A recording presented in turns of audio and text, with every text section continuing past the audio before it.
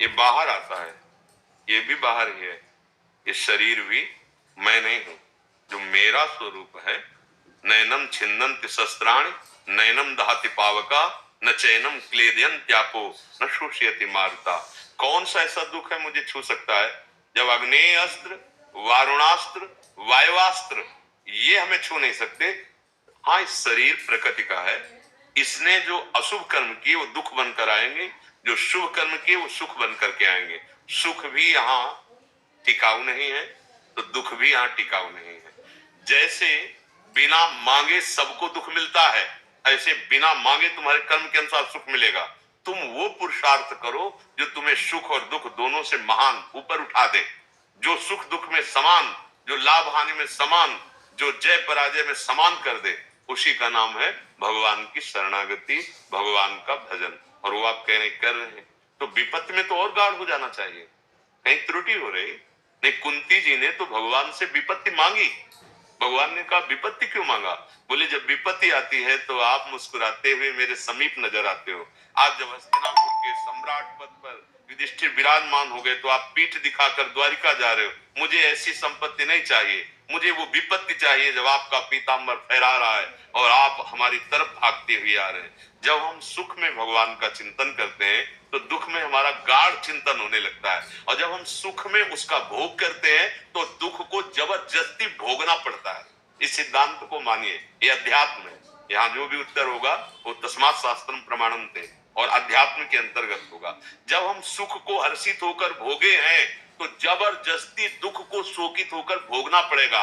और अगर सुख को हमने समाज सेवा में लगाते हुए, भगवत चिंतन करते हुए उसका भोक्ता नहीं बने धैर्य पूर्वक, तो दुख भी आपको कोई प्रभाव नहीं दे पाएगा।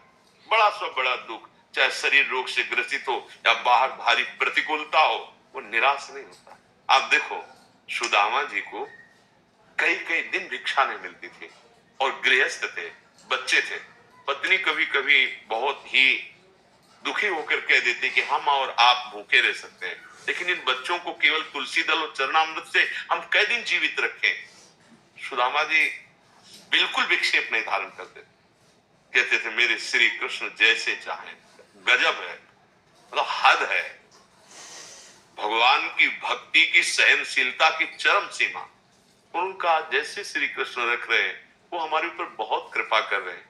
दोष दर्शन नहीं किया कि मैं अनन्य होकर उनका भजन करता हूं, मुझे भिक्षा भी नहीं मिलती, चलो मुझे ना मिले, मेरे बच्चे भूखे। तो देखो, जब ये यहाँ ये सोच रहे हैं तो ये था मम प्रपद्यन्ते तासतै भजाम्यम।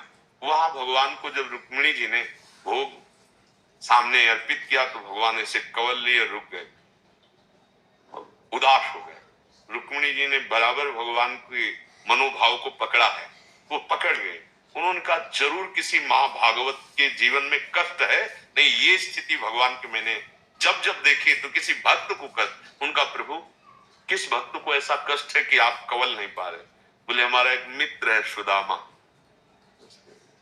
कई दिन हो गए भिक्षा नहीं मिली, पर वो इतना निष्ठावान है कि ना मुझसे प्रार्थना कर रहा है और न वो दुख का अनुभव कर रहा है, वो राजी है इसमें, अब मुझसे रहा नहीं जा रहा। बोले प्रभु मैं आपकी दासी हूं और वो ऐसी गरीबी से रहे, आप अभी तक क्यों नहीं बोले? बोले उसके अंदर कामना नहीं है। जब तक मेरे भक्त के हृदय में कामना नहीं होती, मैं ये झूठा माया का, संसार का ये सुख नहीं देता हूं। पर उसका परिवार है, उसकी पत्नी है और वो चाह कर रहे हैं। अगर सुदामा के अंदर चाह हो जाए तो मैं अभी त्रिभुवन की राज्य लक्ष्मी दे दूं, पर उसके अंदर चाह मैं पैदा नहीं कर सकता, मैं नहीं पैदा कर। देख लो, भक्त के हृदय से भगवान कह रहे मैं चाह नहीं पैदा कर सकता। तो रुक्मिणी जी ने कहा प्रभु मैं महालक्ष्मी हूं,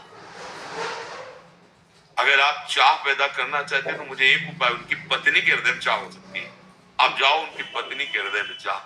भगवान गए, साधु वेश में, का भिक्षाम दे। गृहस्थ धर्म में यदि कोई भिक्षुक आया है, भले आप ना दे सके पर मृदु संभाषण करना चाहिए। जी क्या चाहिए? हमें धन चाहिए। नहीं हम नहीं दे सकते, आप जल पी लीजिए, अगर उचित लगता है तो गेट खोलिए, नहीं अंदर से उत्तर दीजिए हमारे यहाँ कोई है नहीं, आप फिर कभी आइएगा जब घर में कोई हो, अभी मैं असमर्थ हूं। पर ऐसा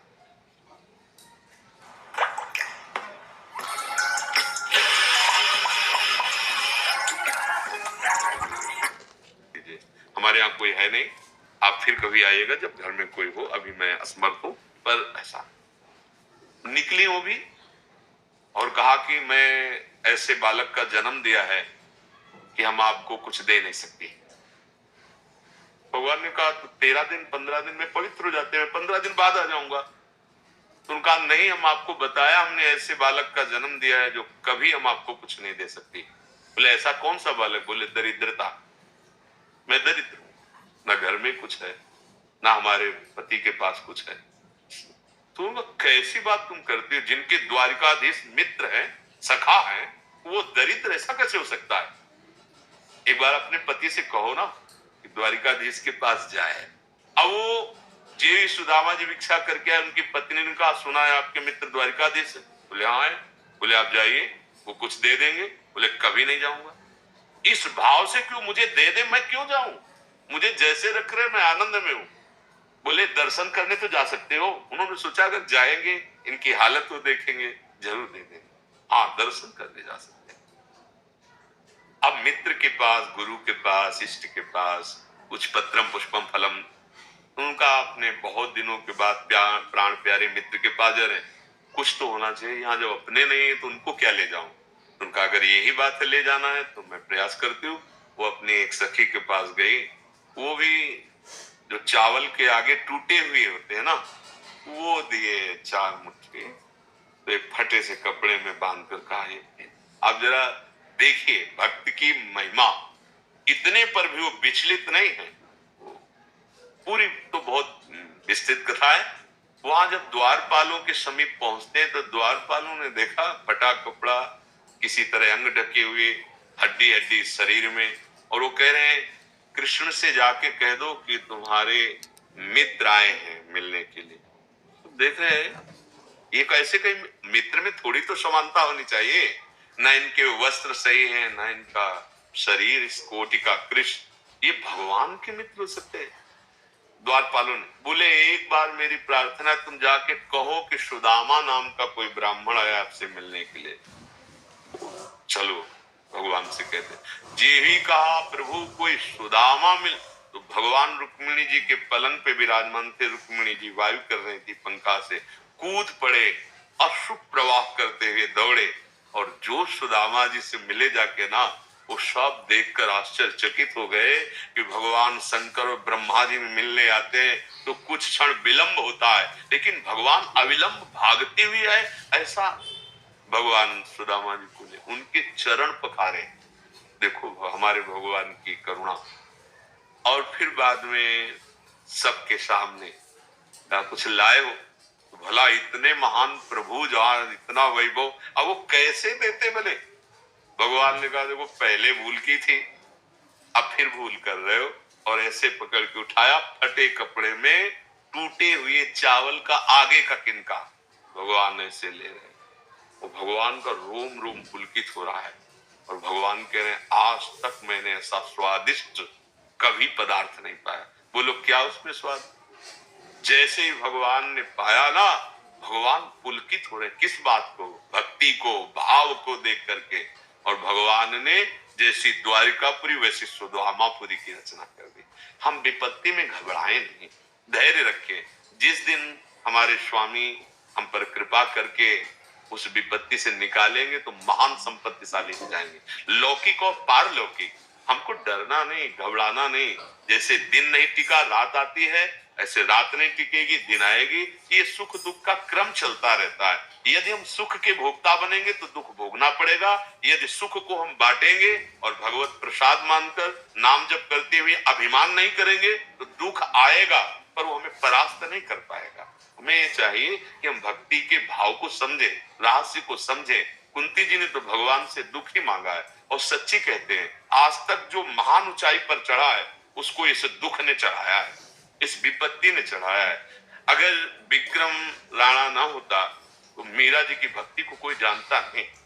पक्का समझो, ये जितना विरोध, जितना विपत्ति, जितना दुख, प्रहलाद जी को हिरण्यकश्यप इतना दुख न देता तो उनको महान भागवतों में सर्वप्रथम नाम लेने वाली बात ना थी। कौन जानता कि प्रहलाद जी कैसे थे, क्या क्या विपत्ति, पर उसमें भी अपने प्यारे प्रभु को नहीं भूले तो उनका नाम भक्त शिरोमणि प्रहलाद। जब उच्चारण किया तो पहले प्रहलाद, नारद, पराशर, पुंडरीक, सबसे पहले प्रहलाद आता।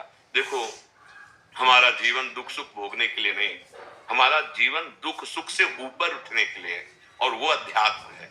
भगवान का नाम जप करते हुए सत्संग सुनते रहिए, आपको बल मिलता रहेगा दुख और सुख दोनों सहने का। हम लोग सुख में फूल जाते, इतने फूल जाते, मार उत्सव मना रहे, खूब राजी हो, ये पता नहीं कि ठीक उसी समय विपत्ति का संयोग आ सकता है, उसी समय घटना घट सकती है। हम इतने निराश फिर हो जाते हैं कि हमें लगता है अब जीना भी ठीक नहीं है। ऐसे ही तो होता है, हम जीत गए तो इतने हर्षित हो गए, हार गए तो इतने शोकित हो गए कि जीवन से निराश हो। ये मानवदेह ऐसे ऐसे नहीं मिला, मानवदेह इतना महान है, दुर्लभो मानुषो देहो। हम धैर्य पूर्वक सुख में फूले नहीं और दुख में ऐसे शोकित ना हो जाए कि जीवन निरर्थक। आज दुख, हम रोनेंगे इसे दुख को, और आगे फिर बढ़ेंगे, आगे हम फिर विजय श्री प्राप्त करेंगे। एक बार हार गए तो क्या हुआ, आज हमें विपत्ति है तो क्या हुआ, हम जीतेंगे। ये भगवत अंश हो आप, भगवान का आश्रय है, ये दुख कुछ नहीं कर सकता। हर स्थिति में विजय श्री मिलती है। हमको पराजय भी विजय का सूचक बनेगी। हमसे त्रुटि कहां हुई, कौन सी कमजोरी अभ्यास में हुई कि मैं हार गया, आगे बढ़ूंगा, ऐसे चला जाता है। कभी निराश मत हो, एक दिन सबकी मृत्यु होनी है। हम इस जन्म को ऐसा बनावे कि मृत्यु का भी दुख हमें, देखो वो तो थोड़ी सी बात में चला जाता है। थोड़े से भोगों में रति होने वाले मरने के लिए तैयार है, थोड़े से। अगर कहीं